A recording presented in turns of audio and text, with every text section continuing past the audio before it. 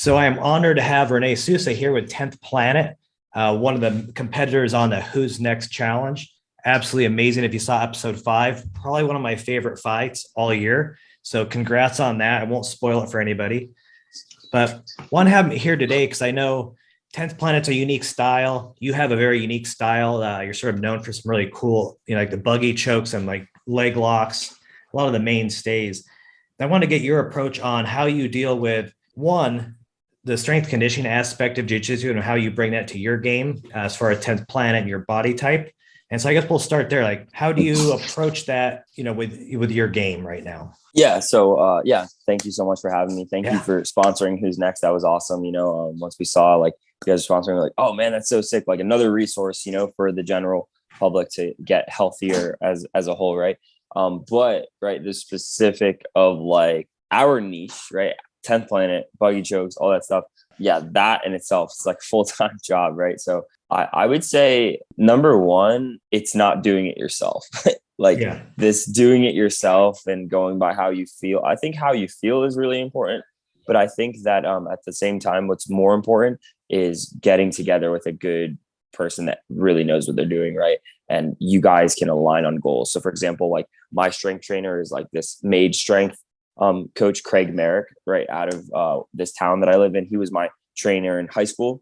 I went away to college, kind of got away from strength training and stuff, and then came back full-time jiu-jitsu and was like, I knew that was an important aspect, just because like obviously you can see like I'm not on steroids or anything like that. You got the guns, yeah. No, but I'm definitely not the strongest, so I was like, all right, I need to commit to this. And after I committed to like training hard with him, I would always tell him that my goal is never to be stronger. My goal is to be healthy, So that's the biggest thing that I would tell people, because I see even a lot of younger kids, pushing numbers. Man, I don't care about the numbers I'm pushing. I care about how I'm healthy, right? So for example, the question that you pose is perfect because our style is so different, right? And what our style does is that you're not just squeezing something in one plane of motion, right? You're using a lot of your core. You're using a lot of like how I think of it is like cross body coordination. Like how can I pinch my knee and my right elbow together? And that engages my core, that engages my back. Now all of a sudden it's not my leg and my arm. Now all of a sudden it's my whole body, right? So we do a lot of different things there. But the biggest thing I would say as a theme is to focus on health, not to focus on getting strong, and then, obviously 10 Planet, like, oh, you have to be so flexible. Yeah, definitely. But I think that flexibility and like, not just flexibility, right? Flexibility and mobility come from different exercises, right? So in terms of what I was just saying, like different planes of motion, we're never working in just one plane of motion. Like, I mean, today I did barbell bench. And before that, I did hang cleans. Before that, I did some speed work with some cones and stuff, different hurdle hops. And we always start out with like some stretching and foam rolling and stuff, some breath work, little meditation in the beginning. And then, in between of those major exercises, we do different like things to keep, the core structured, opening my shoulders. If there's anything that I'm like working up towards, we might be like tapering up or we might be tapering down. So that's important, knowing, like what your goal is. If your goal is just to be healthy, cool. But for example, if I have a big competition, I'm 10 weeks out, we're gonna really treat that differently than just general training, But yeah, those are a couple of my secrets. Like a key too, and like you hit on it with just being healthy, is having that body and that kind of year-long mindset where it's not you're just training for an event, you're training for life. Right. Keeps you injury free, which allows you to sort of keep doing this and keep getting better.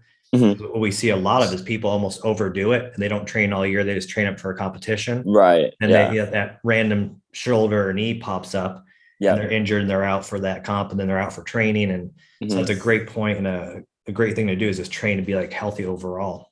Exactly. Yeah. And that's like, for example, I'm sure it's something you do too, but we have to assess where you're at currently, So for example, I don't know if you know Grace Gundrum. She's like number 2 in the world, like one of the best. She trains where I train. So like, awesome. That's always been like people are like, oh, why should I train there? I'm like, I mean, I'm not that strong, but Grace is like yoked, and Grace has been there a little bit longer than me. I was there earlier because I was in high school with him, but then she's been working with him probably for like another like 6 years. And I've been working with him for probably like past 5 years. And in terms of like how he's corrected things, like Grace's posture used to be like really like hunched over a little bit, you know, and she's been able to like really like, and that those are just like, he is listening to what we do by looking at our bodies and then just finding the corrective. Like, I mean, that's not just jujitsu, that's wrestling as a whole. That's so many people just hunched over. Right.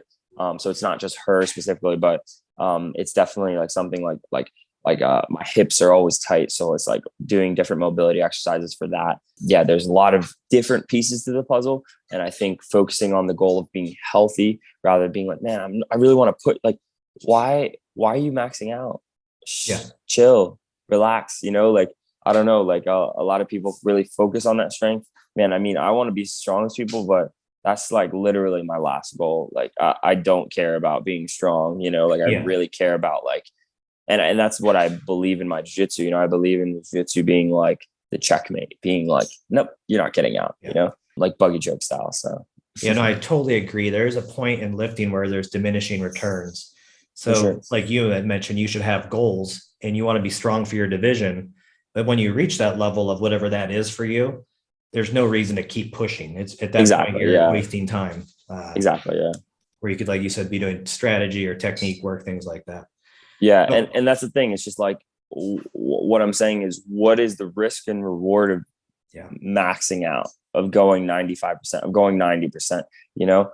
And to me, I just think there's more risk than reward, you know, like you pull like one little muscle in your back. Now you can't train as much. Like just do 4 sets of 6, you know, like do like, you know, like when we're tapering up for a bigger competition, like we really change numbers and I really do like it, but I still stay very focused on not breaking myself, you know. That's where you're lucky to have a great coach. Is a lot of us can make tweaks and tailor things. Like if you mentioned that to me when you're training, I'd be like, hey, we're going to twist it up a little bit. Maybe we're going to do box squats, do something safer, go heavy.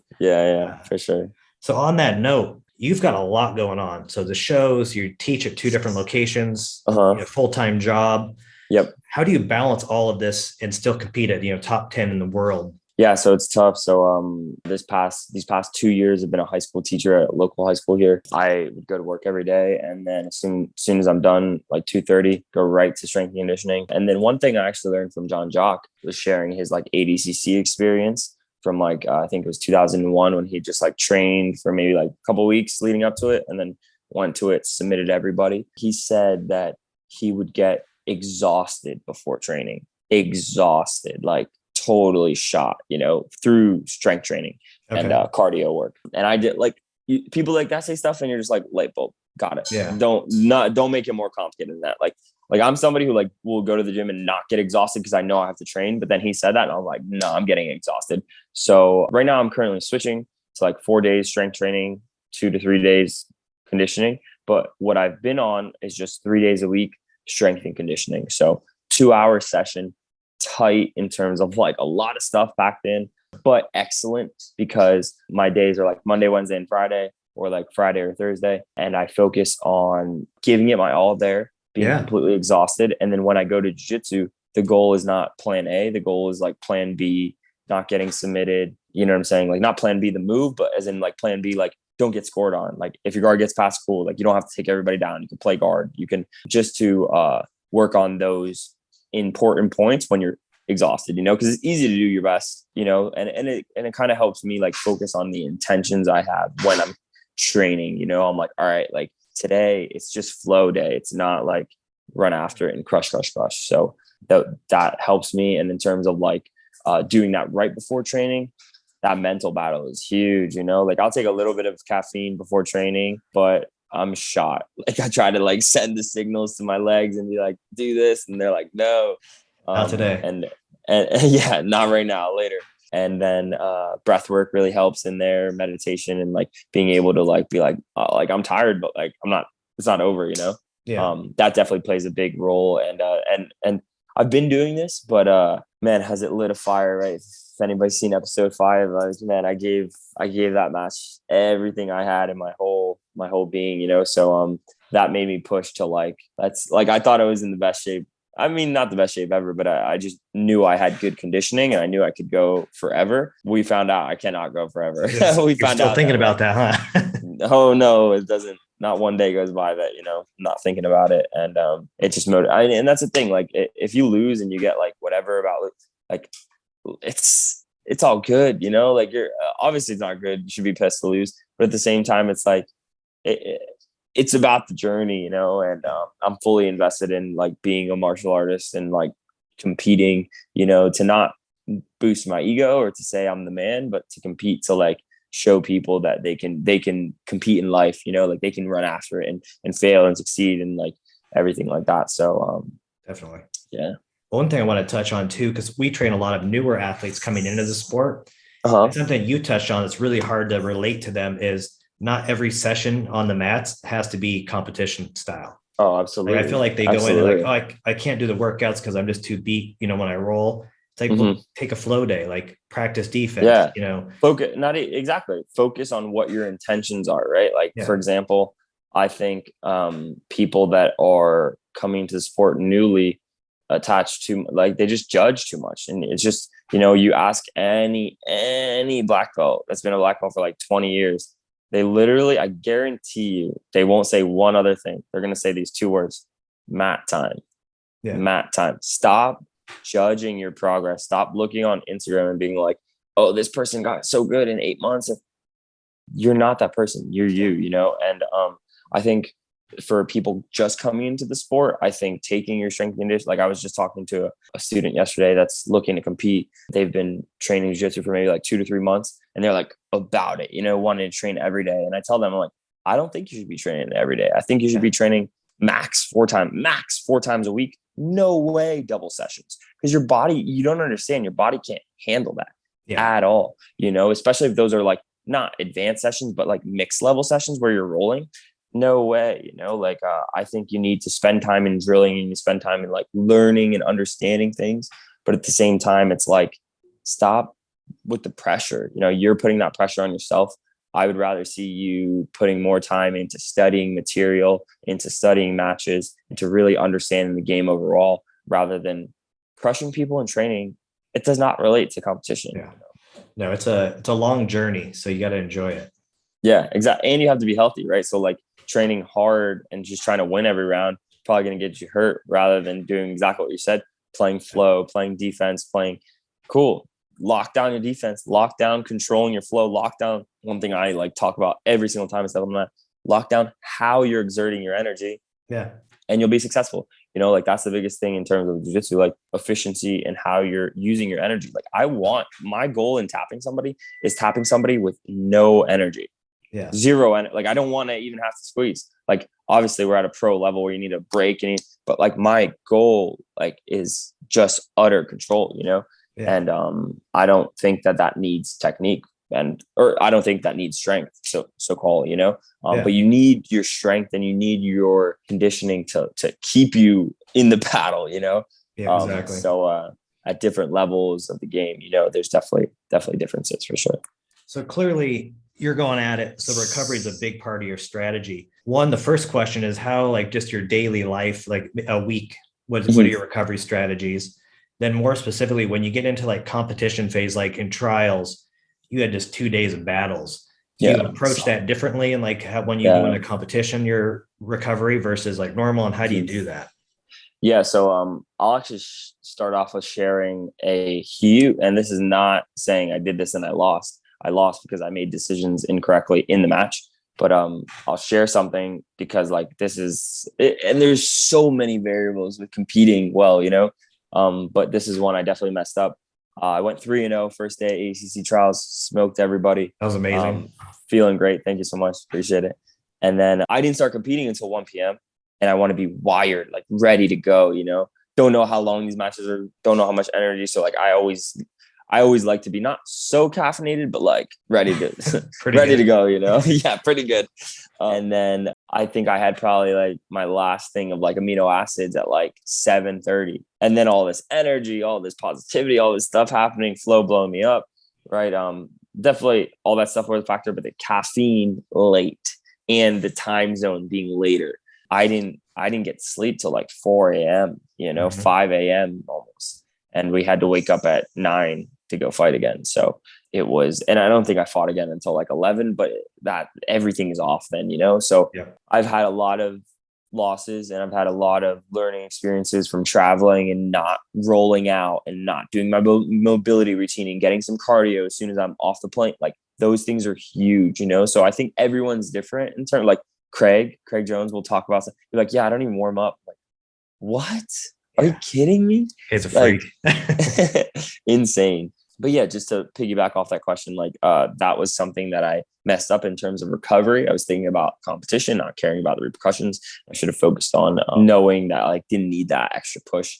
But in terms of what my recovery looks like on a weekly basis, man, I'm so blessed. I have like almost like 4 recovery sponsors. So I have like my main one, Mobility Doc, is like a physical therapist I go to probably like once or twice a week, just get different things done. I have my Mage Strength, who is like my strength trainer, anything I need there too. Like, and that's the thing, I'm training hard, but the recovery should be harder than your training. Cause then you're literally only going to be able to train as much as you recovered, So like, that's the balance of like I look at my week and I have my days very organized in terms of like my exertion levels. I have like my whoop on all the time. So I'm like really monitoring how I'm recovering and what I need to add in. Another sponsor I have is like a local, like it's called like the New House. They have like chiropractor, cryo, ice bath, like all that stuff, massage and everything. So depending on how I'm feeling, I'll add different things in. Most of the time, what it looks like to me is just 1 extra day of PT or something like that. Nothing too much, but at the same time, if I really need those other things like cryo and like chiro for me is huge. It's hard, like scheduling stuff sometimes, around people's schedules. It's like I'm super thankful to be super close to my strength trainer, and he just like opens up the gym to me whenever I want. And even if I'm not going in there for a hard session, I just going in there to roll and get some cardio and stretch out. That's perfect for me. And I'm working with this new guy, and he's I think it's Bionaut something. He just launched his website, but we're working on like optimizing breath, optimizing spirit, optimizing digestive, like health and nutrition, and then also working on like the movement aspect of things. So I really am super centered on how I'm feeling, but at the same time, a lot of times, like I know that I train really hard. So I know I like I train X amount, I need to recover X times too, I need to recover even more. So I do take that recovery seriously. Obviously, your 10th Planet guy, we take our medicinal herbs super seriously. I've won high rollers a couple times. So that's another aspect of my recovery that's like huge, So yeah, those are some. You mentioned training, all of that breaking down and inflammation throughout the system. Mm-hmm. So to repair and adapt to that, you need recovery. So it absolutely makes sense. Yeah. And it's crazy that people don't think that through that much, like, I mean, let me just say this in plain sight, not just beat around it. Like a lot of people in jiu-jitsu do steroids, right? A lot. And I'm just double checking, right? No steroids here, dog, but that's the thing. I don't take those extra and right. It's not illegal. So they're not, whatever. Cool. But that's huge. You can do 2 hard sessions, 3 hard sessions a day and recover for the next day. Yeah. I only train hard on Mondays Sundays, Tuesdays, and that's it. Every other day, I'm never passing past a 70% like exertion level. I train like Tuesdays hard in the morning with JT Torres up at his school, and then Sundays we have our ADCC comp class that we train really hard for. But what I'm kind of working for, my mental wise, is to always like taper up to that, because it's just like competition, right? Like so like during the week, I'm like, my exertions are 65 to 80 on Tuesday, 70 80 90. So like just getting my body into that constant attack recover, and it's like the constant process. I'm like super huge on taking a day off. Like a lot of people say like, all right, do whatever you want, I'm gonna take a day off. Like I'm always at the gym teaching and doing other stuff, but I'm super team like take a day off, change how you're feeling, and just you know, like let your body reset. Like, and for me, taking a day off has been a huge aspect in like gaining weight. Like gaining weight's been it's so hard, you know, like I weigh like 185 typically. And I've been that for probably the past like 3-4 years. Yeah. And I've jumped up to 205, like mid COVID, not training, was like jumped up to 205.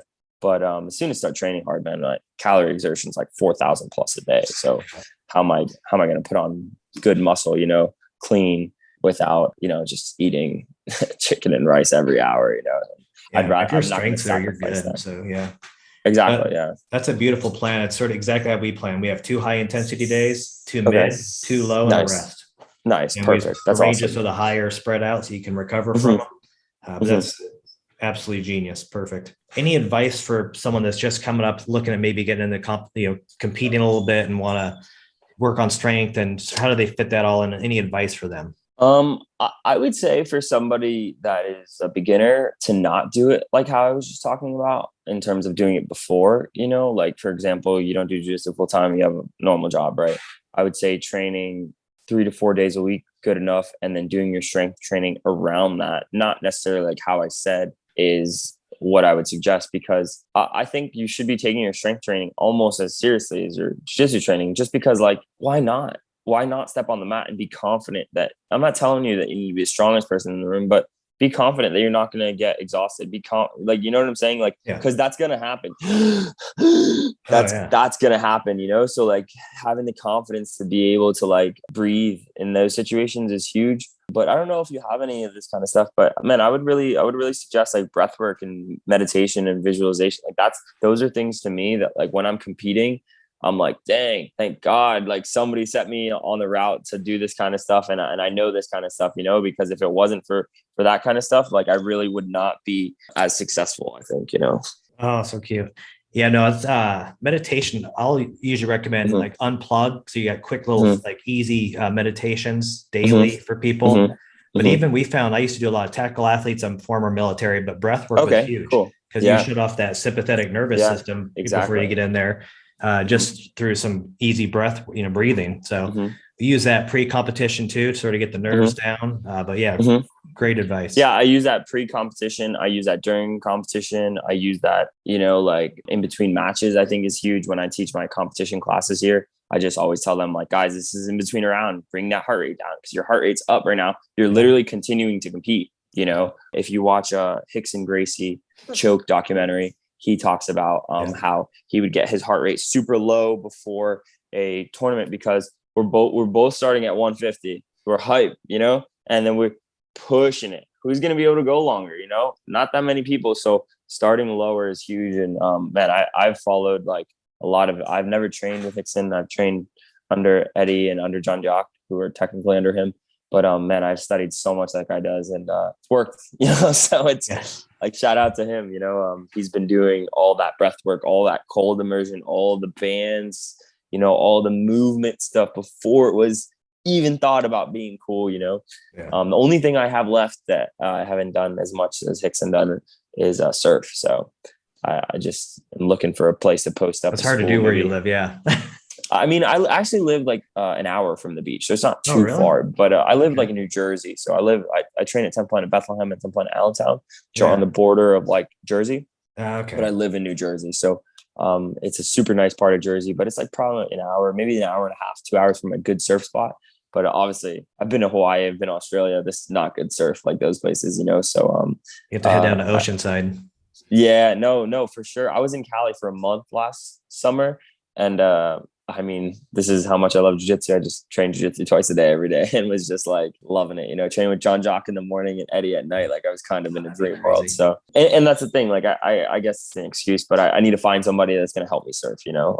But I'm super down to open it up because that's the thing. I think different kinds of movement and different kinds of exercise are huge in terms of like just gaining overall strength and overall like function, you know? But for beginners, breath work, meditation, because what they don't understand is they don't understand that they're freaking out. We're telling them that they're freaking out and they still don't get that, you know? So breath work. Breath. Me too. Like I've been training jiu-jitsu like well over 10 years, but I remember being like that, you know? And it's just learning how to control that like animalistic instinct you have, because you can actually use that if like that's the you can hone that, and but it will hurt you as well, so you have to know how to use it. So I would suggest those things, and then I would suggest for people to just take like an hour, like you're training 3 to 4, like I think 3 days a week is solid. Like 3 hard days a week is good. One other day of maybe you're not training hard, but you're drilling or studying technique. And I would say 2 to 3 days of strength and conditioning, where you are not only like prepping down the armor, like we were talking about, getting healthy, but also getting stronger and really just straining yourself. Like I hate the rogue bike, the fan bike, but it's where champions are made, because it's very like at the end of a strength training workout, and you're like, or like you're just sore and this and that, and you're like, my coach tells me, he's like, all right, you got to do 16 rounds of 20 on, 10 off. I'm like, for what? Like, for works what? The brain muscle. Yeah. Just no quit. Man, it's just like there's like 4 screws on the rogue bike, and I like close my eyes. I think about that cross body coordination. Like I pull my left arm as I push in my right leg, and I just count those screws, and I just say ADCC, ADCC, AD. I swear, bro, like every time. Not just need one that other motivation. Time. Just lock in, and okay, cool. Thinking, not here, just flow, just being present and running to the moment, Amazing. Great advice. And thanks again for all the information and the time. Much appreciated. Sure. How can people find you and support you? Yeah. So just on Instagram as Rene Sousa, RENE_SOUSA on Instagram. All the stuff on my website, Buggy Choke the World t-shirts and Buggy Choke the World seminar tour available now. And some more news coming up with who's next in the next coming weeks. So I'm sure you're blasting it out. But if you haven't seen it, boom, go check it out, because I don't know. I really haven't seen anything else cooler in my whole life. It's the coolest thing I've seen. And like literally remove me from it. It doesn't have anything to do with me. Like it's just so cool. And maybe it's because I love jiu-jitsu, but I have had a lot of people that have followed me my whole time and that have never even commented like thumbs up on one post of mine of jiu-jitsu or anything like that. And then they say they are hooked on who's next. And some people in the jiu-jitsu community are saying like, oh, it's a drama and oh, and this. Like, dude, the drama isn't just drama for the show. There was not one thing scripted. The show is real. You know what I'm saying? Tim Spriggs thinking that he can beat Craig Jones is like a real figment in Tim Spriggs' imagination. You know what I'm saying? Like, just so absurd, man. That was hard to watch. Oh, dude, that was, oh man, I'm not somebody to get in somebody's face, but I was crazy after that, because I was like, dude, we just battled and you just took this moment from this guy, and then people were like, dude, don't talk to him, he's a world champ. I'm like, dude, I'm gonna do whatever I want. Like, just because you're a world champ doesn't mean you can bully people, like, and it's just annoying. But I love Craig, man. Craig is such a good guy. He really, I think, him taking nothing seriously is exactly what I think our sport needs, and I think he's a great role model, and I think he's got great, like, that's the thing. You can't be in our sport if you don't have good jiu-jitsu. Like, if you don't have good jiu-jitsu, you can still be a good person. Boom, still support you for sure. But don't act like you're at the top without beating everyone at the top, Like, for example, like I come from wrestling. So it's like such a foreign idea to people who are wrestlers that like, wait, why doesn't that guy want to take that match with that guy? So weird. Like it's pure ego. And what is jiu-jitsu? Leave your ego at the door. So it's like, I understand we're in this business. Now we're turning it into more of like a Conor McGregor type thing. But man, all I'm saying is show up and fight, like, man, you could call me right now and show up to fight somewhere. I'll fight. Like I will be there, like it doesn't matter. Like no time limit, no rule, like doesn't matter to me, like I'm not fighting MMA, but in terms of jiu-jitsu, I'll do combat jiu-jitsu, but I won't do MMA. Just totally different animal, but then at the same time, it's just, I really like the aspect of the route that Who's Next is pushing the sport in. I'm happy to be a part of it. Thank you to Neo BJJ for supporting us, sure. And I really truly only think that this is just the beginning, especially as like 10th Planet as a whole. I'm sure you've seen it. Eddie Bravo, my coach, Zach Maslany, John Blank, Grace Gundrum, everyone, they're the man. So, it's just really cool community we're part of, and I'm really, really happy to see it grow. And I just hope it continues, because I really know how much it helps the people in it already. Yep. And as you look at our society, you can see how alienated people are, and you can see how those problems are, only continuing to filter out into the rest of the world. So man, I think the world just needs more love from everyone, and I think jiu-jitsu is a way to like bring community together even more. Needs more jujitsu. Exactly. That's it. Nice. Cool. Awesome. Well, thanks a lot. And everyone tune into episode 6. Is it really? Next week is the 6th. This past weekend was 5. Yeah. Oh, yeah. Check you out in 5 though. Oh yeah. Check me out in 5 for sure. Cool. For sure. Excellent. Thanks again. Thank you. Appreciate it.